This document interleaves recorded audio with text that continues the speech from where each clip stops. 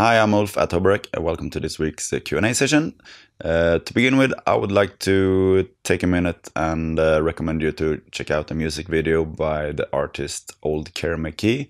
It was recorded here with me, and actually my younger brothers made the music video, and it's really cool. So check it out up here or here. Take the time to watch it, and then come back here. So now you've seen that incredible cool video and came back here, we can start with the Q&A session.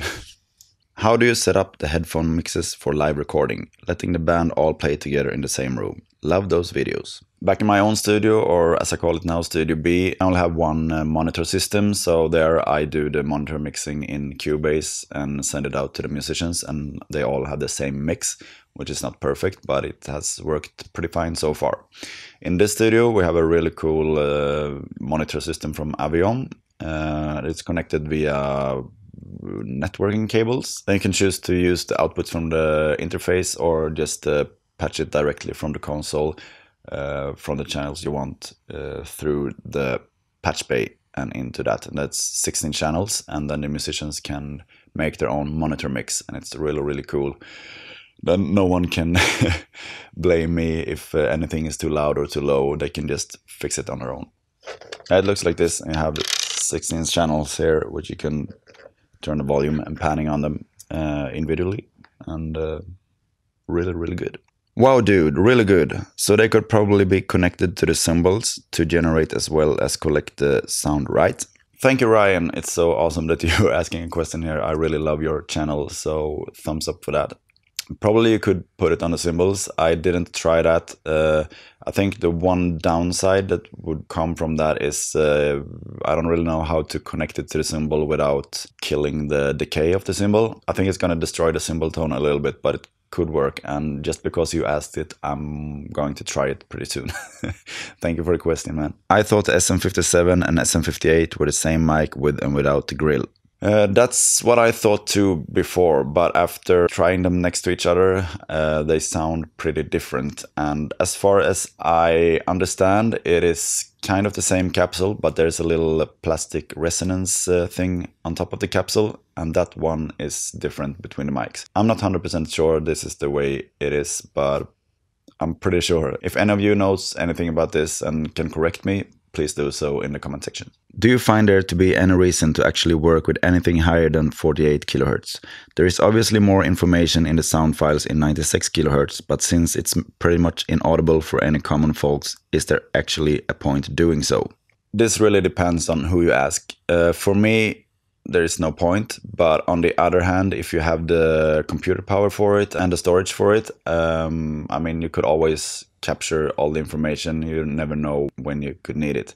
And as somebody pointed out in the comments before, I mean, it's really handy to have recorded audio with really high sample rate if you're about to do time stretching and stuff like that, or pitching. I also heard that some people like mentioning that they like the sound of aliasing coming from 44.1 or 48 kilohertz, but I'm not really sure how that works, because if you go in 44.1, there's a low pass filter in the A to D conversion and a D to A conversion, I think. So I mean, it should be impossible to hear the aliasing since it's filtered out. I'm not sure if it's possible to bypass it or something, but as far as I'm concerned, I haven't really done any real A to B testing, but I have recorded in both 44.1, 48, 88 and 96, and there was no huge benefit for me. I've heard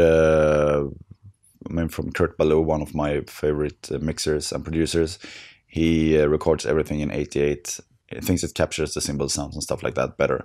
So I have done some recordings that he have mixed, and then of course I recorded him in 88 kilohertz as of his requirement is like that. I'm usually satisfied with 44.1, but I'm not willing to go as far to say that it's unnecessary to go any higher, because just because I don't feel the benefit of it, if anyone else do, it's possible to do it, so why not do it, right? Where did you get the custom kick head? I guess you refer to the kick head in my intro video. It's actually fake. I just photoshopped it in there because I thought it looked cool for the intro video. which, by the way, I should probably change that intro video soon. It's kind of outdated, and a lot of stuff that is shown in that video I don't have anymore, so I should probably make a new one in this studio. I love this. I'm curious as to what drum tracks you sent through the speakers for the reamping. Was it a rough overall mix including drum overheads, or was it just the close mics on the kit? In that example, I think it was just the close mics, because that's the benefit you get when you just run it through the PA system to reamp the room, is that you can take the cymbals away. So you have more tone of the closed mic drums going into the room, not so much of the cymbals. Yeah, so that's how I did it. But you can also blend in the cymbals if you want that, of course. So that's all the questions I have today. So thank you so much for watching, and I'll see you again next week. Bye bye, cheers!